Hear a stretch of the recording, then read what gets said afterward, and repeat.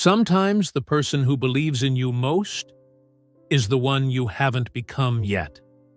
The sound of sneakers squeaking against polished hardwood filled Mountain View Middle School's gym. Practice had just ended, and Alex Turner stood frozen near the baseline, watching his teammates high-five each other as they headed toward the locker room. 13 years old, 5'2", 105 pounds, soaking wet. Alex loved basketball the way some kids loved breathing. It wasn't optional, it was survival. Every morning before school, he'd shoot hoops in his driveway. Every night, he'd fall asleep watching NBA highlights. His room was a shrine to the game. Posters of Steph Curry, LeBron James, and old-school legends his dad told him about. But loving something doesn't make you good at it. "Turner, you coming?" Coach Mitchell's voice echoed across the empty gym. Alex nodded, grabbing his water bottle with shaking hands. Another practice where he'd been picked last for scrimmages. Another afternoon of watching the ball slip through his fingers like he was made of air. Another day of being invisible when teams were chosen and hyper-visible when he made mistakes. The worst part wasn't the losing. It was the look on his mother's face. Lisa Turner worked 3 jobs: morning shift at the diner, afternoons doing bookkeeping for a local business, evenings cleaning offices. She was bone-tired, always. But every Tuesday and Thursday, she'd show up at practice, sitting in the bleachers with a thermos of coffee and a smile that said, "I believe in you." And Alex was terrifying at disappointing her. His father, Marcus, had been different. Before the divorce, before he moved to Arizona and became a voice on the phone every other Sunday, Marcus Turner had been a high school basketball star. Not quite good enough for college ball, but good enough to have stories, trophies, and expectations. "You've got my genes, Alex," he'd say during those phone calls. "Just keep working at it." But what if genes weren't enough? What if hard work wasn't enough? What if he wasn't enough? In the locker room, Alex sat on the wooden bench, still in his practice jersey, staring at his hands. Small hands. Hands that couldn't palm a basketball. Hands that dropped easy passes. The other boys were laughing about something, probably a video someone saw on TikTok. Alex tuned them out. He'd gotten good at becoming invisible. That's when he noticed it. His locker, number 23, same as Jordan, which had felt like destiny when he first got it, had something scratched into the inside of the door. Someone had carved words into the faded blue metal, crude and uneven, like it had been done with a key or a pocket knife. "Don't quit. You'll understand later." And below it, barely legible, A.T. Alex blinked. A.T. Alex Turner. His heart did a strange thing. A jump, then a pause, then a slow, heavy beat. It couldn't be him. He'd never carved anything into his locker, but those were his initials, and the number. 23. Maybe this locker had belonged to another Alex, another Turner, another kid who'd played here before. Don't quit. You'll understand later. "You good, Turner?" It was Jake, one of the starting point guards. He wasn't being mean. Jake was one of the few who wasn't. Just curious. "Yeah," Alex said quickly, shutting his locker. "Just thinking." Jake shrugged and headed out. Alex sat there for another 5 minutes after everyone left, staring at those words until they blurred. The following Wednesday, Coach Mitchell gathered the team at center court. "All right, listen up. We've got the district tournament in 3 weeks. I'm posting the final roster tomorrow." Alex's stomach dropped. Final roster meant cuts. After practice, he stayed late, shooting free throws in the empty gym. One after another. Clang, swish, miss, miss, swish. The rhythm was hypnotic, almost meditative. He could do this alone. No pressure, no eyes watching. But when it mattered, when the game was on the line, his body betrayed him. Thursday came. The roster was posted outside Coach Mitchell's office. Alex stood in front of it, scanning the names. Jackson, Martinez, Washington, Lee. His eyes moved down the list. 17 names. His wasn't one of them. At the bottom, in smaller print, alternate, Alex Turner. Alternate, which meant you're not good enough to play, but we'll keep you around just in case. Something inside Alex cracked. Not dramatically, not with tears or anger, just quietly. Like ice on a pond in early spring, the break you don't hear until you're already falling through. That night, Alex texted his mom that he was staying late at the library. Instead, he walked to the park near school and sat on a bench until the streetlights came on. He decided right there. He was done with basketball. That night, Alex fell asleep with his phone still in his hand. A YouTube video about best basketball plays paused on the screen. And then he dreamed. But it didn't feel like a dream. It felt like a memory. He was in the Mountain View gym, but it was different. The lights were dimmer. The place felt older somehow, worn but familiar. And there was only one person there. A boy, maybe 16 or 17 years old. Tall, well, taller than Alex, at least 5'10". He wore a faded Mountain View practice jersey, number 23, and he was running shooting drills alone. The boy moved with a quiet confidence Alex didn't recognize, but somehow knew. His form was clean, his movements efficient. But he wasn't perfect. He missed shots, a lot of them. And every time he missed, he'd pause, adjust his stance, and try again. Alex stood at the baseline, watching. The boy didn't acknowledge him at first, just kept shooting. Miss, adjust, breathe, shoot, swish. After what felt like hours but was probably seconds, the boy spoke without looking at Alex. "You know what changes the game?" His voice was deeper than Alex's, but there was something familiar in it. "What?" Alex heard himself ask. The boy dribbled once, twice, then set his feet for another shot. "It's not when you make it." He released the ball. It arced beautifully through the air and missed. Bounced off the back of the rim. The boy grabbed the rebound, turned, and for the first time looked directly at Alex. "It's when you keep going even after you miss." Alex's throat tightened. "Who are you?" The boy smiled, not smugly, but with a kind of knowing sadness. "You know who I am." And Alex did. It didn't make logical sense.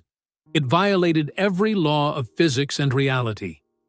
But in the dream logic way that truth sometimes arrives, Alex knew. This was him. An older him. A version of himself that had kept going. The boy, the older Alex, turned back to the hoop. "Don't quit," he said, his voice echoing slightly. "You'll understand later." And then Alex woke up. Alex sat up in bed, heart hammering. His room was dark except for the blue glow of his phone's screen. 3:47 a.m. The dream was already fading, the way dreams do, but the feeling stayed. That voice, those words, "Don't quit. You'll understand later." The same words from the locker. Coincidence? Had to be. Except, Alex pulled on a hoodie and grabbed his basketball. He couldn't sleep anyway. Might as well shoot around in the driveway. Outside, the November air was cold enough to bite. His breath came out in small clouds. The hoop his mom had bought him at a yard sale years ago stood crooked at the end of the driveway. The net long gone.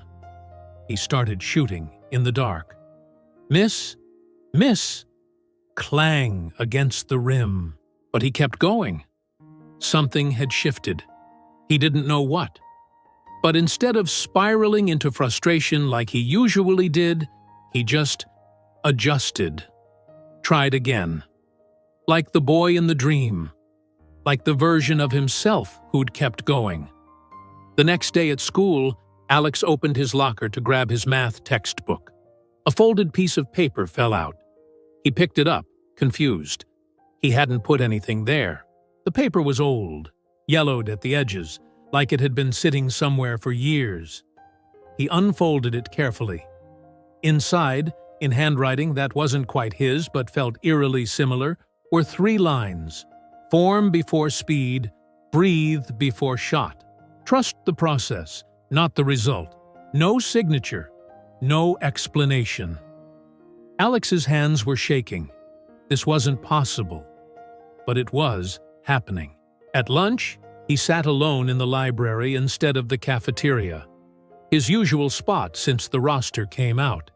He pulled out his phone and started researching. Mountain View Middle School basketball history.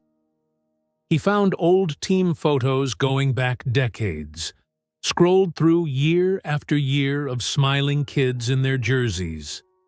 1997, 1998, 1999. And then he stopped. There, in the back row, was a kid who looked not exactly like him, but similar enough. Same build, same slight frame, same number, 23. The caption listed names alphabetically. Turner, Aaron. Not Alex. Aaron, but still A.T. Alex exhaled slowly. Different person. Same initials. Same locker, maybe. That explained the carving. But it didn't explain the dream, or the note, or the way his heart was pounding right now, like his body knew something his mind was trying to deny. That afternoon, instead of going home, Alex went back to the gym. It was open.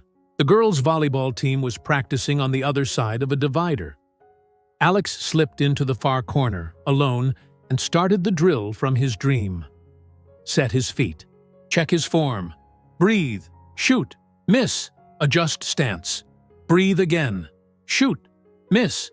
But he didn't stop. For 45 minutes, he shot alone, repeating the same motion over and over, making tiny adjustments each time.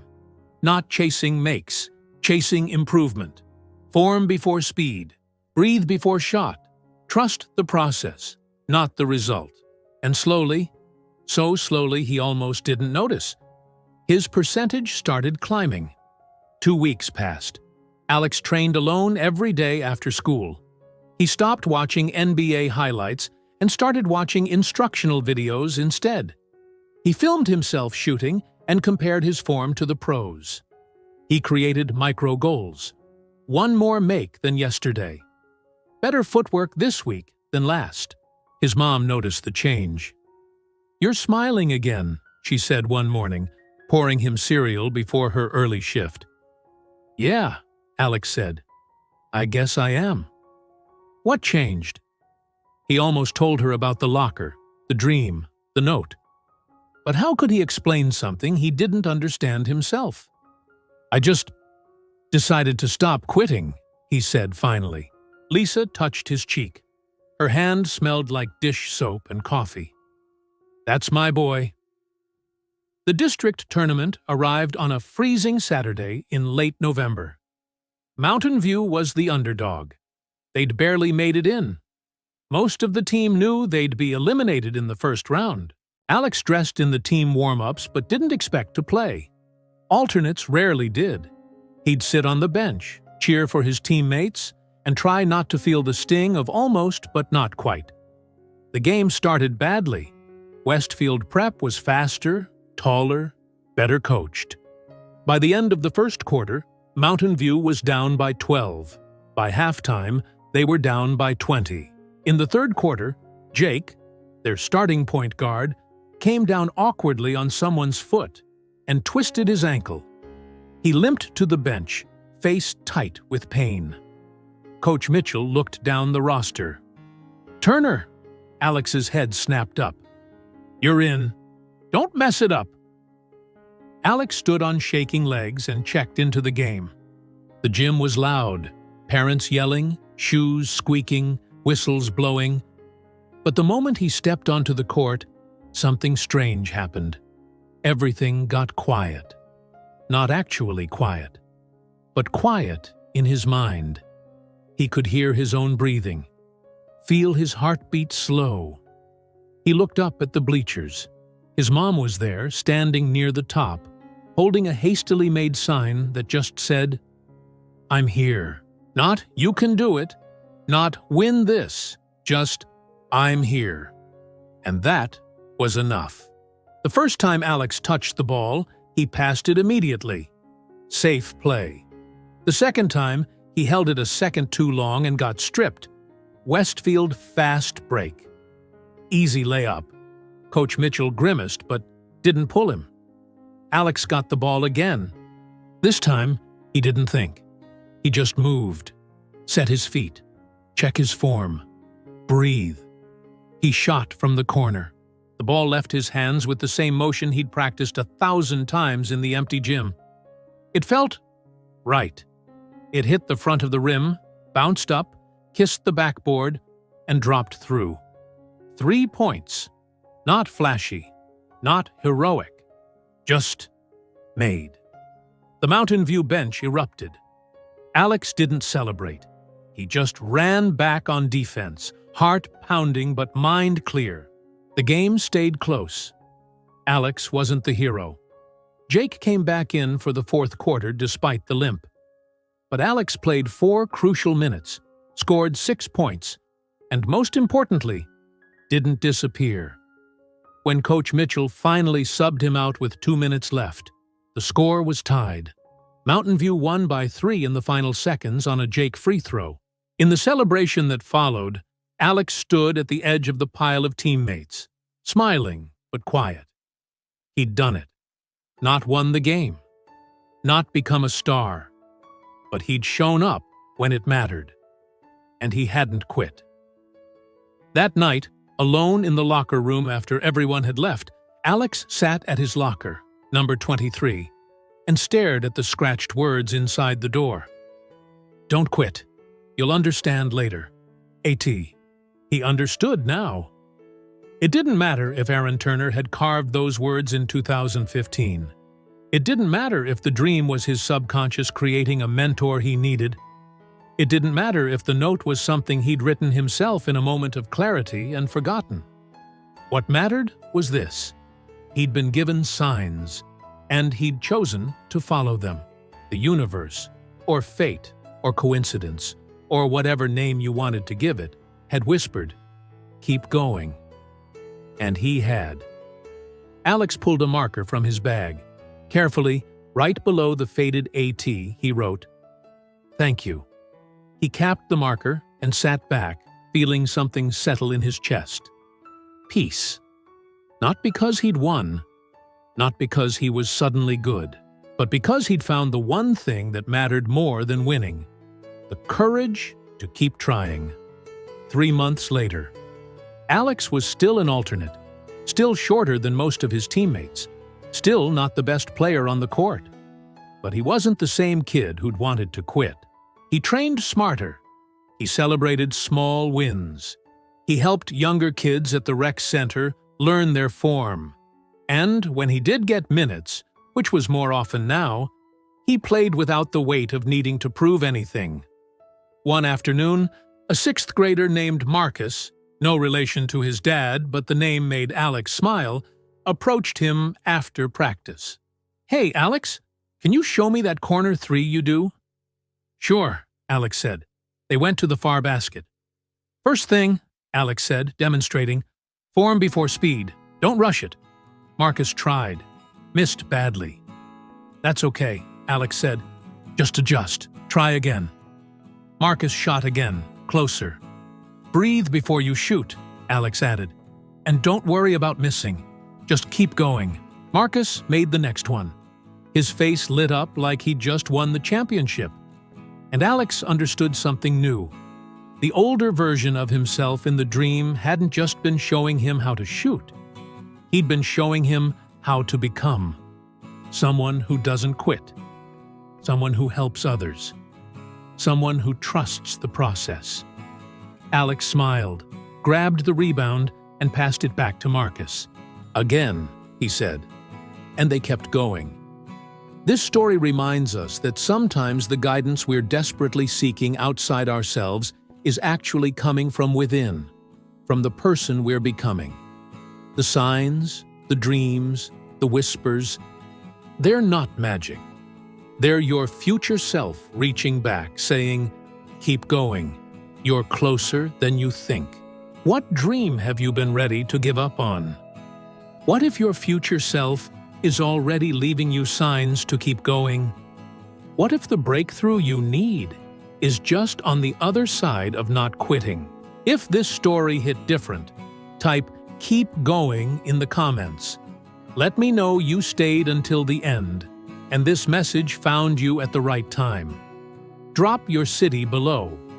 Someone there might need to hear this today. Subscribe and hit that bell, because every week I share stories that change how you see yourself and your struggles. Click the card on screen for another powerful transformation story. And remember, your future self is already proud of you for not giving up.